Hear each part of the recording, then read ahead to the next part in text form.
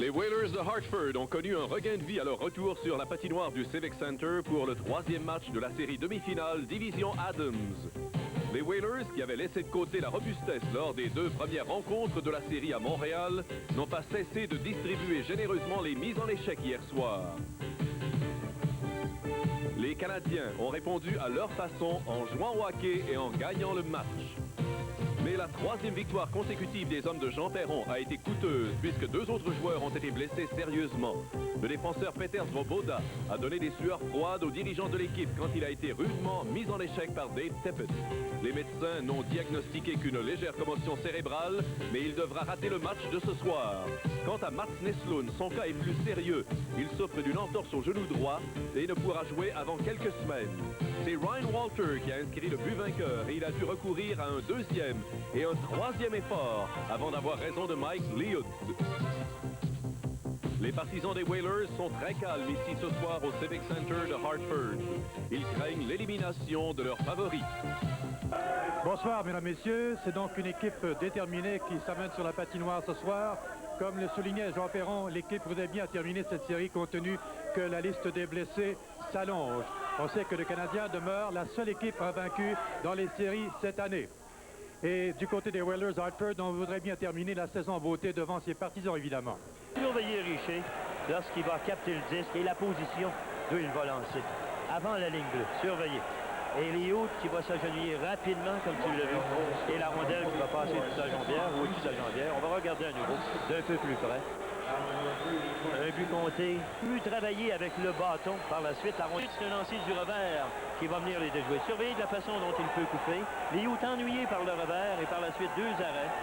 Mais la rondelle va demeurer libre. Après avoir touché le mieux, oui. Et voilà Stéphane Richer qui entre à l'intérieur pour pousser le disque dans le fond. Et c'est un quatrième but en série. C'est pas de fantaisie. D'un angle différent, on va revoir le travail de Claude Lemieux qui attire Sylvain Côté. On va revoir cette séquence. Richard surveille la passe. Aussitôt reçu, elle est pour le filet. Et Claude Lemieux qui attire deux joueurs à lui, deux défenseurs. Et finalement, il va pousser le disque derrière les hauts. De cet angle, le travail de Lemieux. Surveiller la façon dont on travaille contre lui. Il fait le jeu important et la force du tir a permis un retour que Smith n'a pas raté. Coûteuse. Surveille encore une fois le tir ici. La rondelle qui est déviée, je croyais que c'est Liut.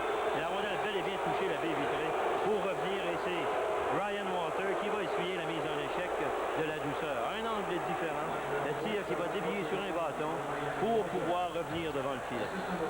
Et les Canadiens qui prennent l'avance 4-3. 4 straight goals. Kevin Dineen pulled the trigger on this shot that beat Patrick Roy. That tied the game at 4.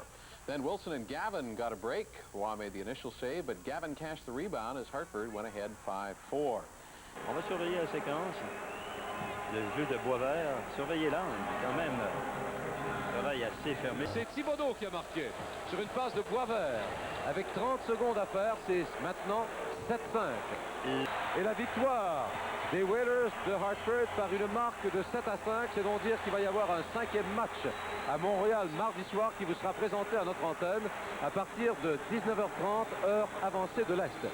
Et les tirs au but, les Whalers n'y sont pas allés avec le dos de la cuillère en troisième période. Ils en ont réussi 18 contre 11 par les Canadiens. Total, 43 par Hartford et 30 par le tricolore.